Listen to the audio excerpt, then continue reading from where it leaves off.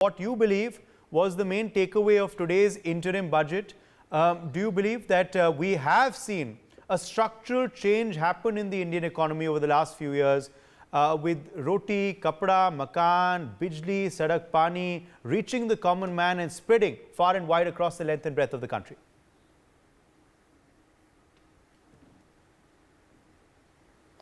See, this particular budget is a takeoff on what we have achieved so far. It gives direction for the future. It lays down a roadmap for the future so that we can progress towards becoming a developed country by 2047. And therefore, if you heard the speech by the finance minister, she said right in the beginning, Sabka Saath, Sabka Vikas has been our motto, and then we added into it Sabka Vishwas. We want to take everybody together. And then the four portions of our demography were highlighted by her. One was our women, our youth, our farmers, and the poor. And all things have been structured around this so that we can ensure that people come out of the poverty which everybody wants to take them out from. And we have already done it. 25 crore people are already out of that. And everything is now geared up in a manner how we can make the life better, the business better, create an environment which will take us, or an ecosystem which will take us forward to the aim of becoming a developed country. So in this you will find there is enough emphasis, if you read between the lines, on infrastructure. Infrastructure means budgets that will be capex oriented as they have been in the last 3-4 years, where, and as you spend on infrastructure, this money gets spread around, boosts manufacture, boosts businesses, and does so much for the economy. So it is going to be a big boost with the finances that you are going to put into all this. And therefore, this budget is a budget which lays down the pathway for the future. Right. General Singh, a twofold question to you. Firstly, what road projects are you hoping will be completed? Which particular infrastructure highway projects are you hoping will be completed in the months ahead? And also, as far as aviation is concerned, are we going to continue to see expansion and upgradation and new airports being added on the map as well?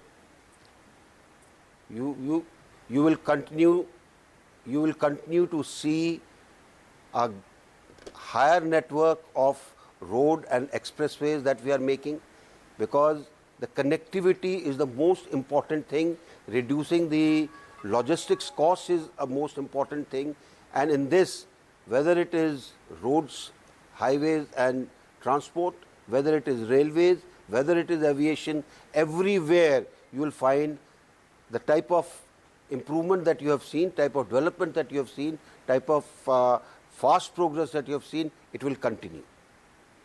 Okay. Now, it is of course an interim budget because there is a big Lok Sabha election that is due later this year. Are you confident that enough has been done by your government to win this election, to bring the government back again, to bring, as Nirmala Sitharaman said earlier today as well, PM Modi back to present that final, big bang budget later this year? Actually, I should be asking you that question. you are on ground and you are seeing things. We are only doing things. But let me assure you, go to a common man, he is satisfied with what has been done. Nobody earlier bothered about his roti, kapda and makan. It is only Modi government which has done it. And his concern for the man who is sitting at the end of the line, that has made a difference. It has made a difference in taking out 25 crore people from the poverty line. It has made a difference in ensuring that a marginal farmer also earns and is not always in a debt. There are many structural changes that have come about. Look at the self-help groups. Look at what it has done for empowerment of our women and increasing their income. The promise that he would make, 3 crore drone didis, self-help groups. You are taking people out from there, training women to go and do tasks which otherwise were taking money and time. They would be a vital force where India is concerned. Similarly are the things where youth are concerned. Look at the amount of emphasis that has been given where research is concerned. It is all taking India forward. It will create jobs. It will ensure business environment improves. It will ensure people are motivated to take on various other things. Right. What will you say though to the opposition? The opposition is naturally come out and criticized what they've heard today from the FM. They've trashed the economy of the country and the budget today. What will you say to the opposition critique and criticism? Well, I personally think that opposition has the onerous task of always criticizing. I would like them to introspect. I would like them to look within themselves. Were the things same when they were in power? Isn't India far better than what it was in their time?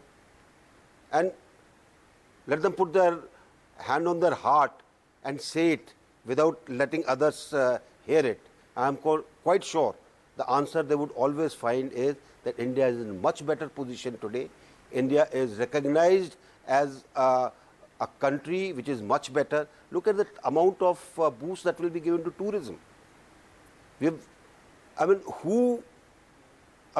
at everything which the Prime Minister has done with farsightedness. 52, 56 different cities the people from G20 went to. They saw India. They saw the diversity of India. They saw the beauty of India. And that is going to increase tourism. It is already done. Much more is going to happen.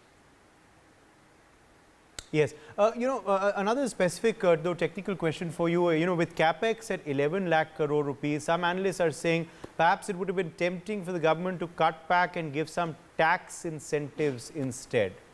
What would you say on this, sir?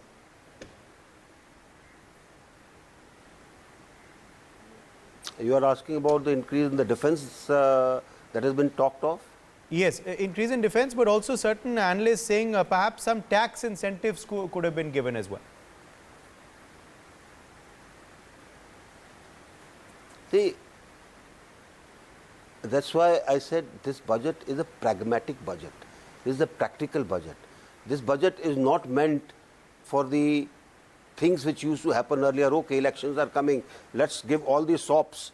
Now, how it is going to happen, nobody knows. You just want to please people. No, this budget is a budget which is telling people, look here, we have brought you up to here and this budget will take us forward. It is something which will be good for you. So, tax there is no change because the finance minister said so. Our tax structure is going well. More number of people have come into it. The compliance regime is going pretty well. GST collections are higher. So, there is no change in the tax structure. So, where is it that incentives were required? As the time goes by, as all other areas keep getting looked after, certainly we will have various other incentives which will help people in having a better life than what they have had till yesterday. Okay. Before I let you go, my final question is on defense, sir. As you were saying, I'd like you to weigh in on that as well, the outlay for defense and how your government has viewed the defense sector and the the amount allocated for it over subsequent years in the last few years. See, when you look at this interim budget, there are certain directions given in this where the defense is concerned. And it's quite clear that the government is very concerned and how to modernize and how to take things better for a more capable, agile, versatile and a hard-hitting force. It is into it. Yes. And you have to read between the lines as to what the budget says about the defense. So I've got no qualms in saying that it is a good budget for every possible sector that is available. All right, General V.K. Singh, thank you very much for joining us, Minister of State, Government of India, on NewsX with your take on the budget Thank you. Thank you very much. 2024. For more such videos, subscribe to the NewsX YouTube channel, hit the bell icon.